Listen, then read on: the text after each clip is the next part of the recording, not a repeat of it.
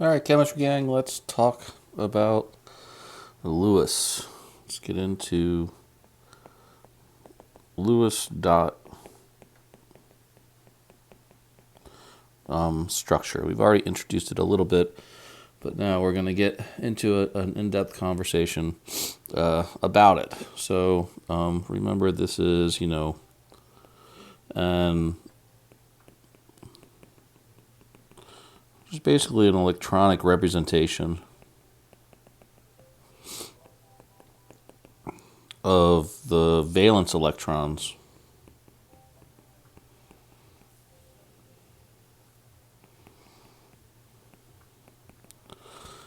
for a given element.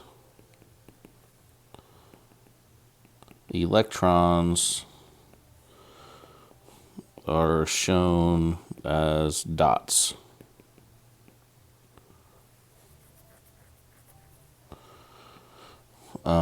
And basically you can have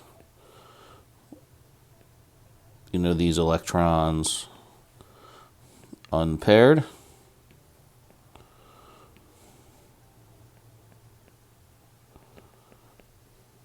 or paired, where we would actually see now two dots.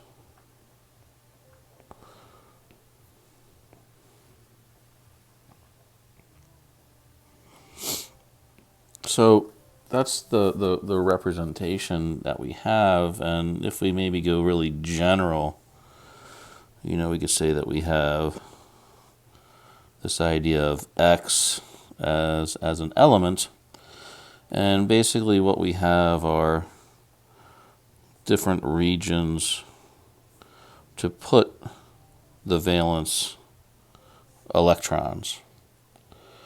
So our valence electrons, or our dots, get placed in the boxes, and we do this one at a time until all of them have one electron before we start the pair.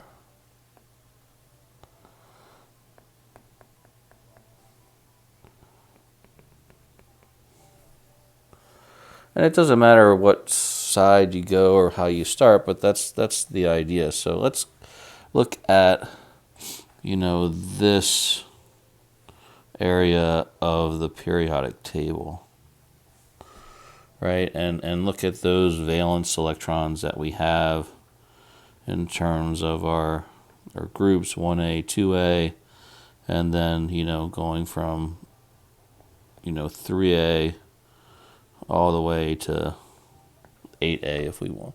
So going through all of them. Remember, we're just representing valence electrons. So in going to the first element, which would be lithium, right? It just has one valence electron. It's in group 1A. And so I'm going to put that electron there in the top box. If you wanted to put it on the right or the left or the bottom, that's totally up to you. As an artist, you have that prerogative. Going to beryllium, beryllium has two valence electrons. And so notice that now I went from the top box and then I went to the left box as far as my electrons are concerned. That's just kind of how I tend to go, is from top to left to bottom to right, but whatever works for you. And so that takes us over to group 3A and our boron atom. It has three valence electrons. And we're just going across the row. Carbon is where we find 4. So now all the boxes have one electron in them. And now we can start to pair up electrons as we go.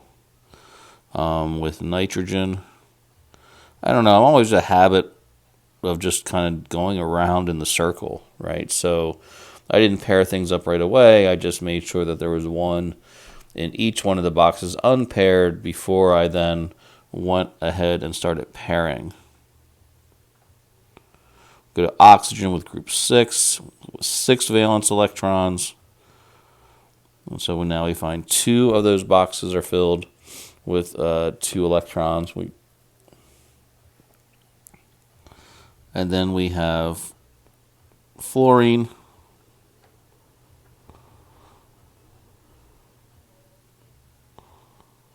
Now 3 of those boxes filled. And then finally, neon. There is our noble gas electronic configuration.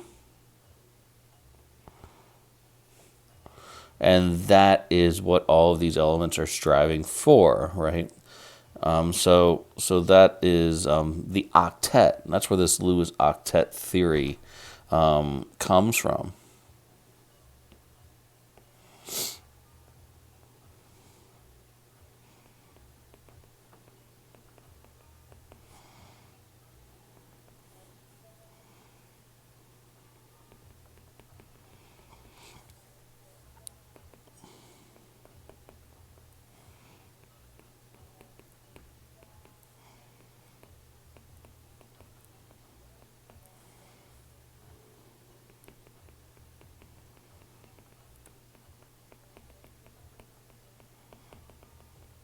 Right, and that's the electronic configuration that everyone is going for.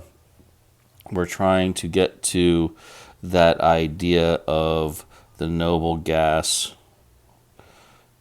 and its electronic configuration. Sorry, something's bugged me here. Let me turn this. There we go. So that's the driving force for all of these, and the notion of the Lewis dot, or really the Lewis octet idea explains, basically why, some elements basically exist as diatomics.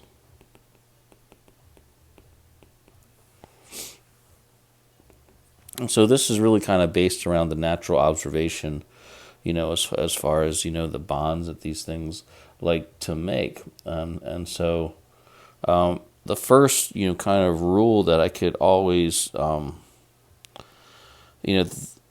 say is like, okay, this is probably the most important thing, in going forward, is that elements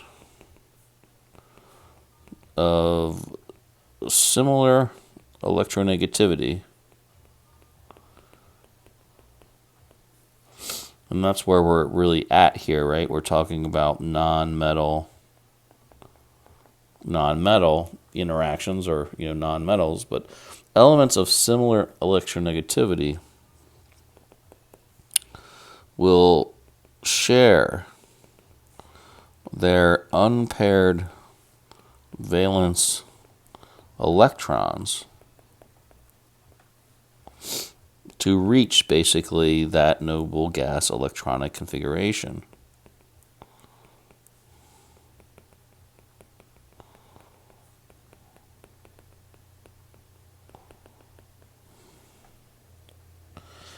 And so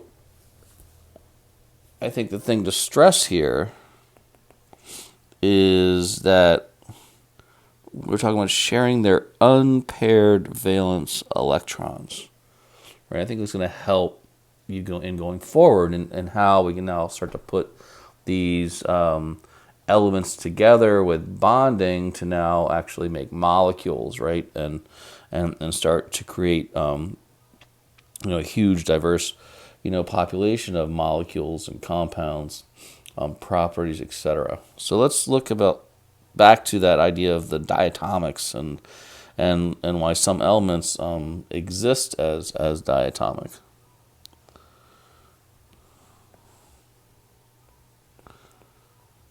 So if we look at hydrogen, hydrogen actually exists as a diatomic.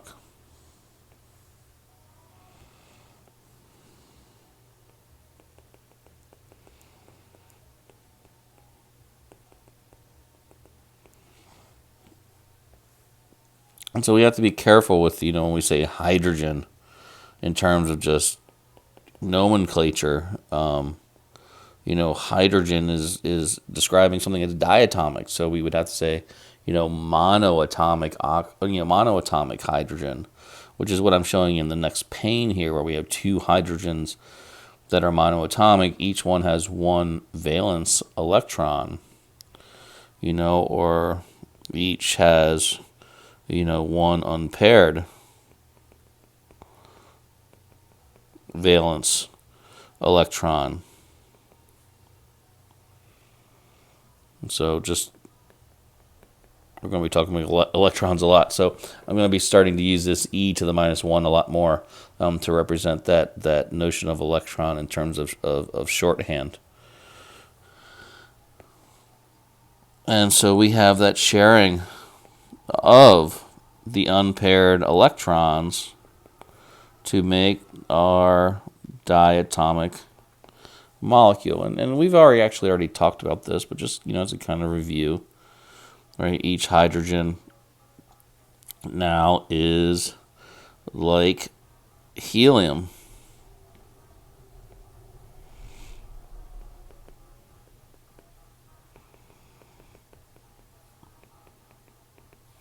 And there's our noble gas. And so again, we have that sharing of two electrons as far as, that idea of a single bond.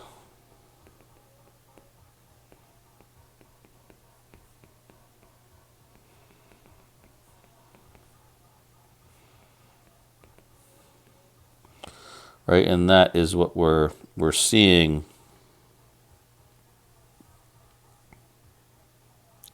in terms of our bond on the right. We could make it a little bit more complicated, and look at maybe, chlorine.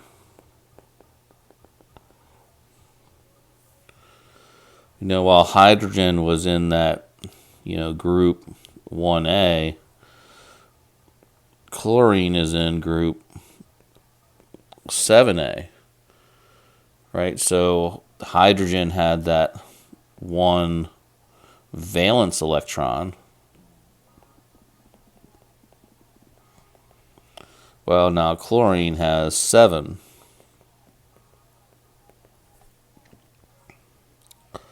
So in putting that together, right, it's the same idea. We just want to unpair valence, walk around the block essentially for our chlorine, right? Chlorine actually does as well exist as a diatomic.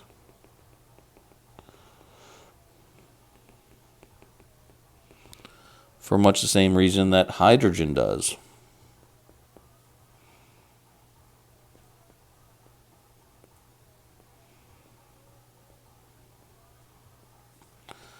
If we look at each chlorine atom, I'm just putting these so we can see the electrons in the middle here. Basically it's the same as we had for hydrogen, that each has basically, one unpaired valence electron. So that's why we're going to see the sharing of those two. But we still have all the other electrons that are actually there. But if we now look at what each chlorine looks like, with not only its electrons that it has, but then also the ones that it's sharing, we find that each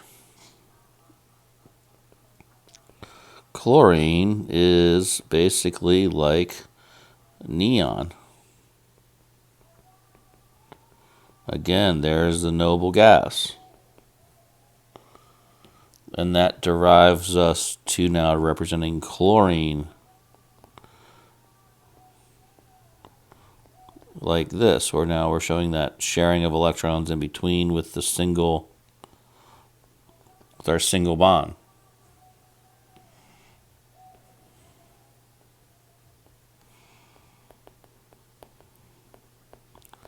One thing I want to highlight is the outermost region of these that we see here, as far as these electrons here are known as lone pairs of electrons. And so while we see, or observe, we share unpaired valence electrons in bonds, there, can also be unshared electrons, basically that are already paired up, right? And these would be, paired valence electrons.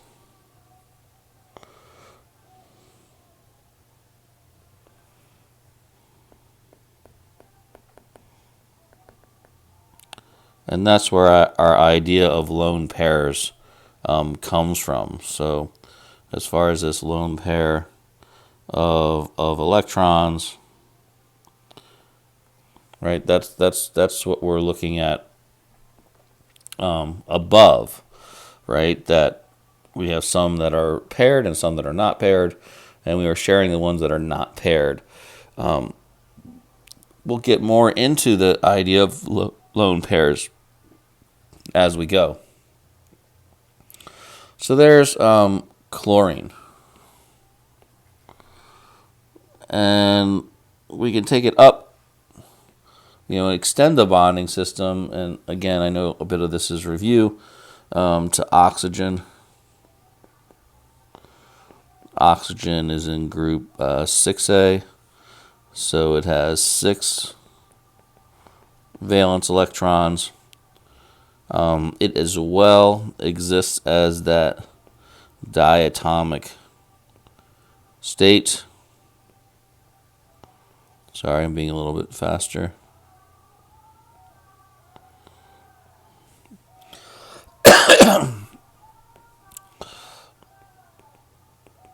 So we have our diatomic state.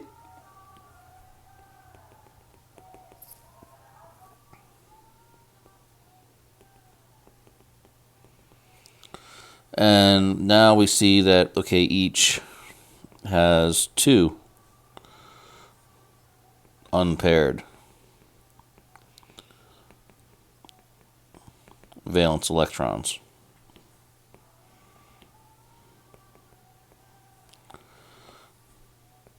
So now we're just sharing more, right? We're actually sharing 4 within. We still have the 2 sets of lone pairs,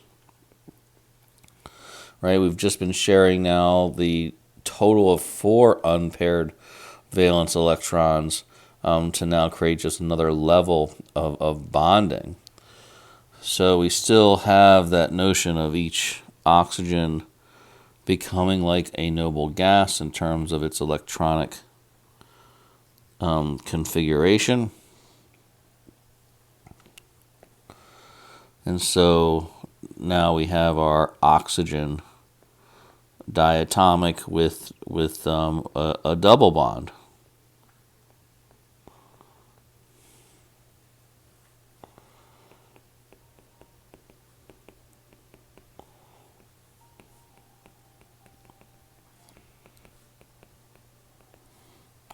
Right, and so that's what we're we're seeing there with its sharing of 4 electrons.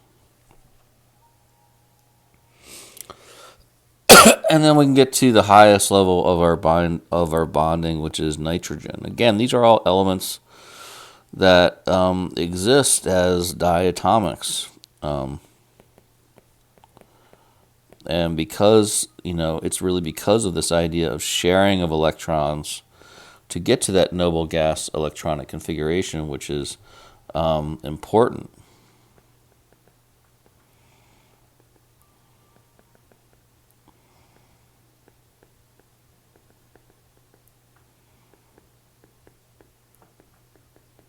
Right, just like we have above with the oxygens. And so we can kind of do the same breakdown.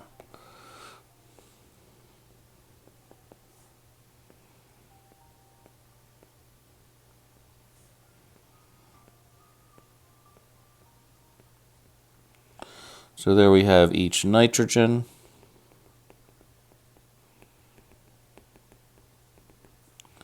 Right, and so now we find we have another level, which now each has 3 unpaired valence electrons. And so now we're looking at a sharing of all 3 from each, or a total of 6.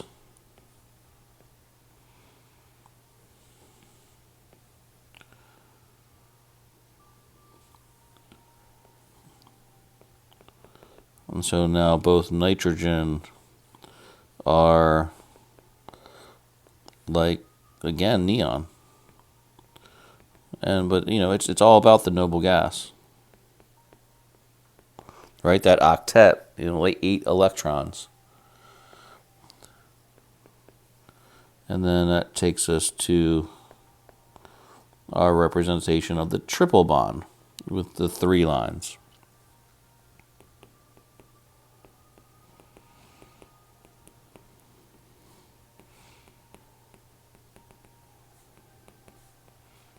And so now we're at a sharing of 6 electrons, and that's as far as we will go with that. So that's kind of the introduction to Lewis dot theory, the Lewis octet, kind of rule, I guess you could say, and this helps us to explain why certain elements exist as diatomics in terms of nature. So that's kind of starting to get into molecules and sharing of electrons to create, lots of different molecules and compounds, which we have, a very diverse state of. So that's really the next topic, is getting into now polyatomics. I think the biggest rule you have to keep in mind, as always, is we're looking at these elements to share their unpaired valence electrons to make bonds. When moving to polyatomics,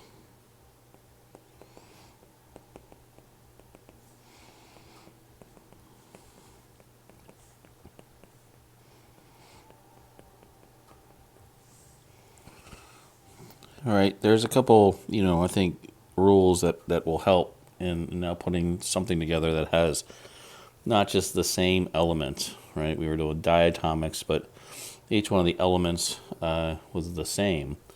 What about getting into different ones? So the first one to remember is, hydrogen atoms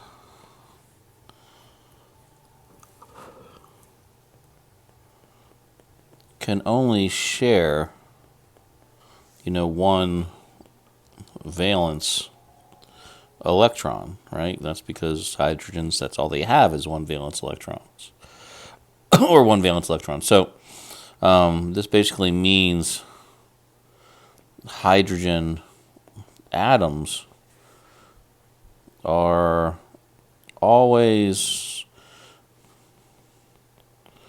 around the outside or periphery of the molecule.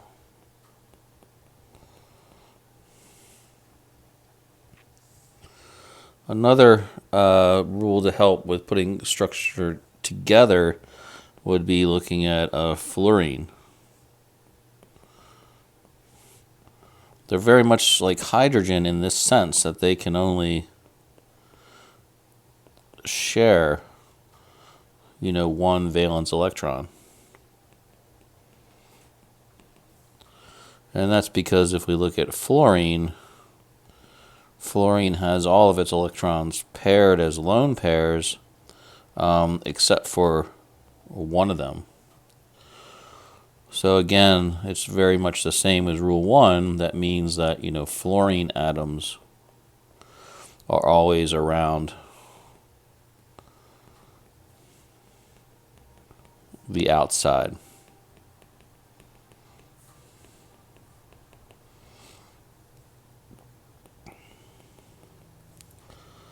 The third rule would be, the really, the most electropositive element with the most unpaired valence electrons goes in the middle.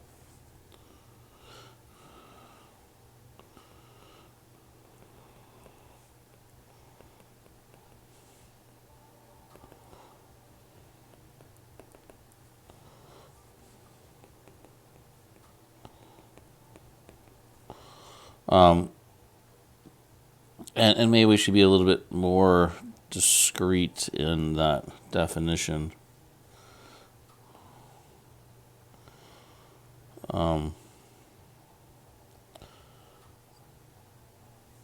Because sometimes it's not always the most electropositive, so maybe and or. So, generally the most electropositive element goes in the middle. But, really, we're looking at the most unpaired valence electrons, in terms of that element is going to go in the middle of the molecule. And that's just to facilitate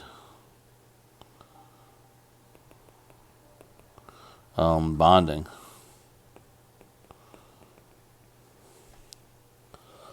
So let's do just a couple simple examples of this idea. So here we have, H2O.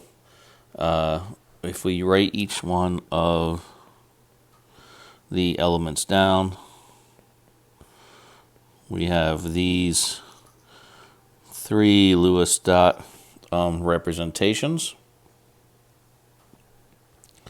Our hydrogens, must be terminal because they can only share one electron.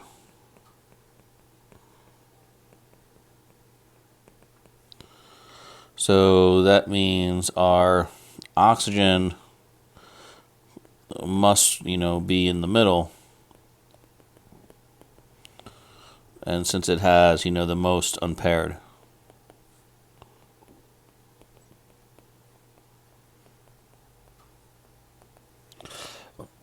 So then the structure kind of normally comes together in that rationale that if I have hydrogen, well, it can bond to our oxygen atom, and that can bond that oxygen atom to our other hydrogen atom. So we see the 2 hydrogen atoms very much like our helium noble gas, and we see our oxygen as well, but in terms of our neon noble gas. And so that leads us to the structure, really just the 2-dimensional skeletal structure of H2O.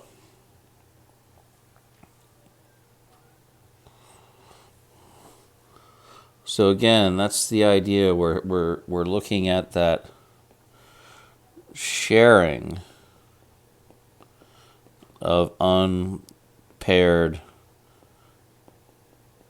valence electrons, right? That's the important feature going forward. Let's do a similar example from water. Let's look at ammonia. And so with ammonia, we have, again, just, we'll get a little bit faster with this as we go. But we have 3 hydrogens. Each one has, 1 valence electron. And then we have our nitrogen with its 5 valence electrons. So just like before, we know that these must be terminal.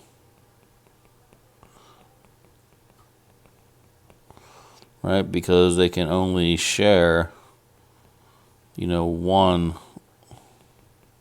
valence electron.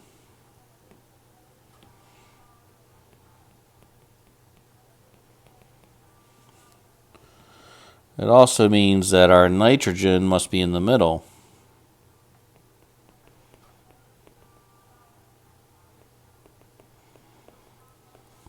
Right, since it has the most unpaired valence electrons.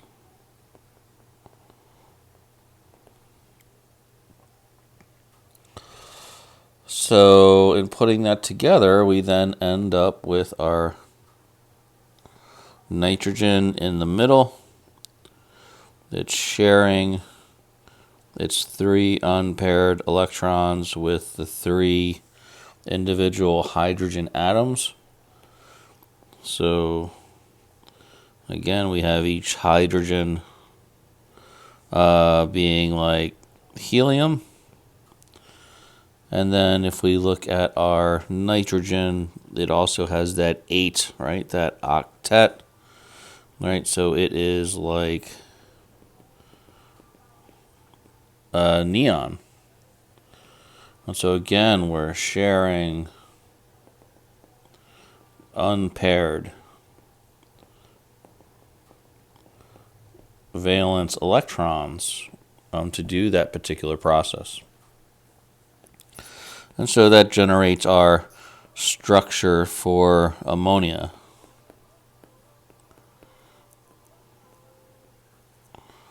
Which we see here, where we have the 3 single bonds, sharing of 2 electrons between each of the nitrogen and hydrogen elements, and then we have that lone pair on top.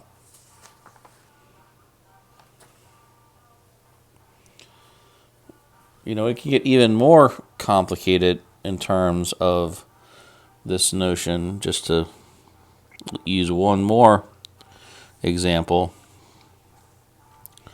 Here we have propane, and propane actually has 8 hydrogens, each with 1 electron, and then it has 3 carbons, each one with 4 valence electrons. So again, we're going to find that our hydrogens must be terminal. We find that our carbon has, right, the most unpaired valence electrons, so in the middle. And we just start to develop, kind of a template for that. This one might be a little bit trickier.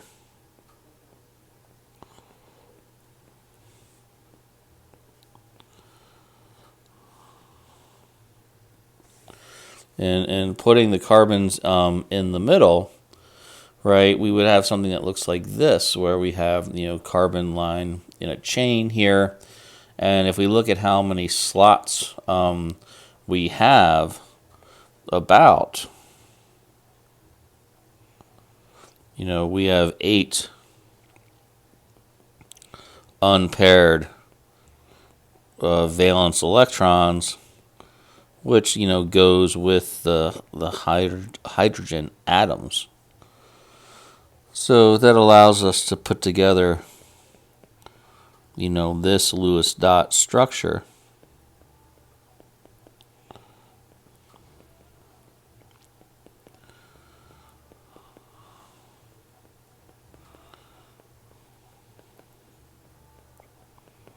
or we have something that looks like this.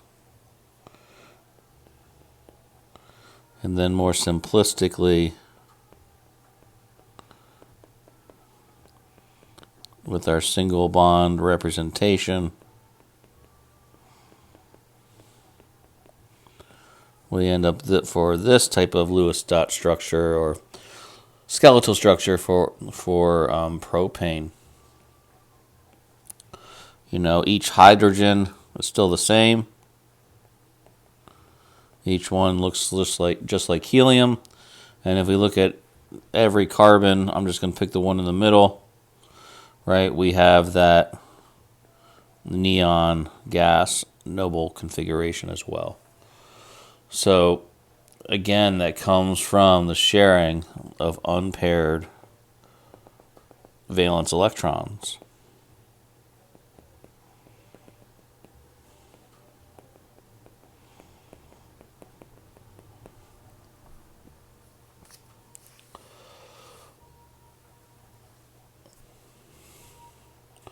Now, when we get into more complicated molecules, we do have to be wary. But let's do some simple ones here and bring the double and the triple bond into play.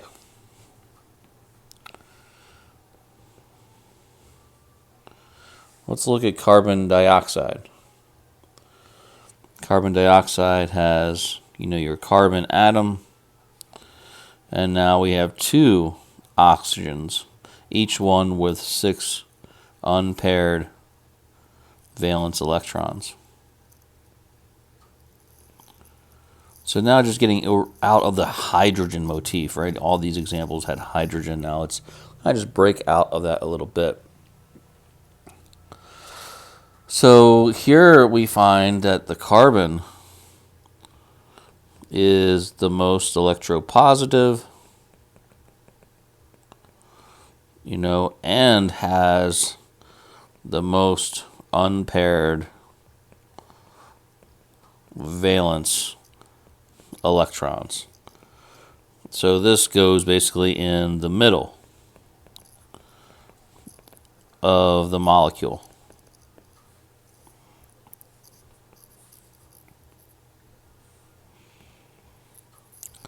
So that's where we would begin right now, looking at something with a lot more electrons. We would start with that, okay, I'll put carbon in the middle, and I want to be consistent with that.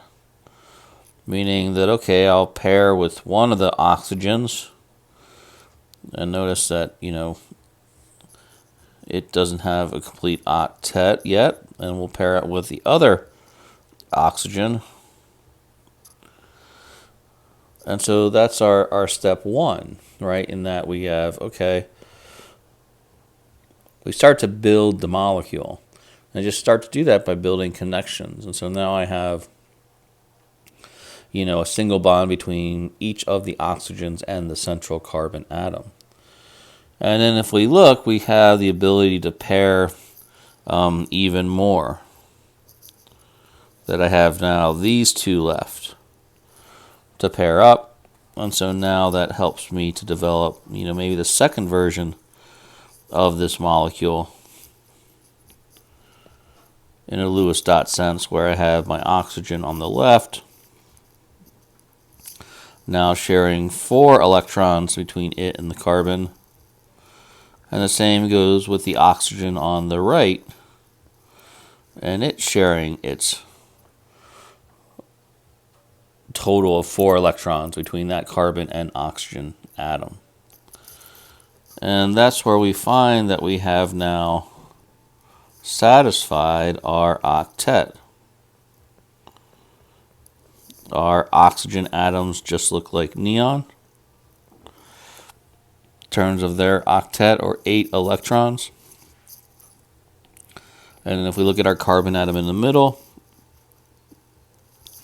it also has 8 electrons around it as a result of sharing. So that develops our molecule which would look something like this. And where those lone pairs go, that's totally up to you. I'm just trying to show you them in such a way to try to make the connection with the extra levels of sharing that's going to occur in this molecule. But in the end, in the box there at the bottom, right, where you put those lone pairs, as long as you're consistent, meaning that each oxygen on the left and the right has two sets of lone pairs, you're fine, whether you draw them how I have here, or whether you both, maybe put the electrons at the bottom and to the end, or what have you. There's a number of ways you could represent the same idea. So that's looking at something now a little bit more involved with double bond and getting away from the hydrogen atom being part of the actual molecule. The last example would be then in this type of series of polyatomics would be C2H2. And yes, we've come back to hydrogen, but that's all right. If we look at our C2H2, right, we have our carbon atoms, right, we have two of them, and we have two of our hydrogen atoms as well. We know that these two, right, they must be terminal, right, because they can only share one valence electron. So that means our carbon must be in the middle. And that's a really good rule for carbon.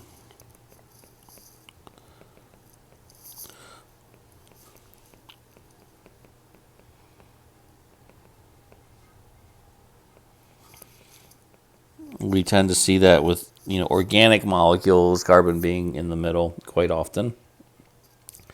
And it's in the middle since it has the most unpaired valence electrons. So again, if we start to develop that routine as far as just developing the process, that means if I put my two carbon atoms together,